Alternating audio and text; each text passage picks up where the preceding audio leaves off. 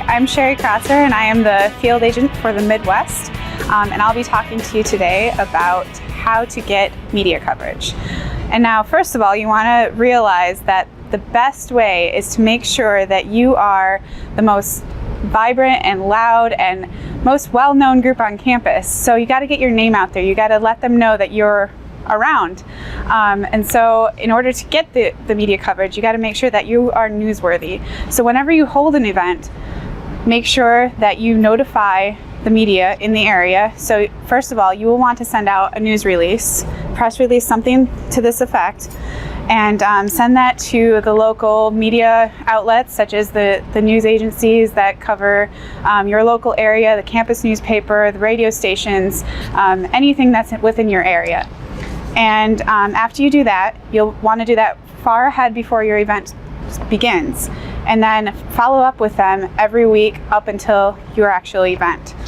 And then the day before your event occurs, make sure to call every media outlet that you've contacted before and find out if they plan to bring a reporter to your event, and follow up with them and make sure that if they need anything, that they're all set.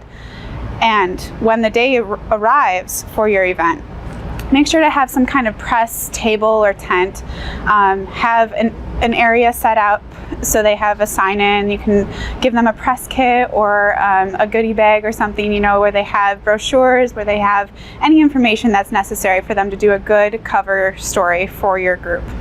And it's good to, make sure that they realize who is running the event. So if you have like a brochure or just a brief synopsis of who the officers are for your group, who's running it, things such as that, make sure that they have all the information they need. And another thing that you can do is give them a little bit of some examples of what you've done in the past. So some brochures, some papers, some like summaries of things that you've done before, so that they have a little bit of background to go off of with the story. And then after the event, make sure to, if they did do a cover story, to send a thank you, make sure that they know they're appreciated, so they will continue coming back and covering your group. And one thing that you need to keep in mind is that sometimes there is bad news coverage. You'll get a bad story, you'll get a bad overview of your event, and it'll be in an unfavorable light. So what you want to do is call the reporter who covered your story and make sure you realize that it could have just been a simple mistake. It could have been an editor that didn't understand the context of the story. It depends on what the situation was. So when you call the reporter, just ask them, what happened? How did you get this out of context? What, if you were misquoted, or did they misunderstand what you were saying? That sort of thing. So make sure not to be attacking. Don't be in their face. Be as kind as you can. And if they did purposefully misquote you or take you completely out of context, then you can add them to your do not invite list.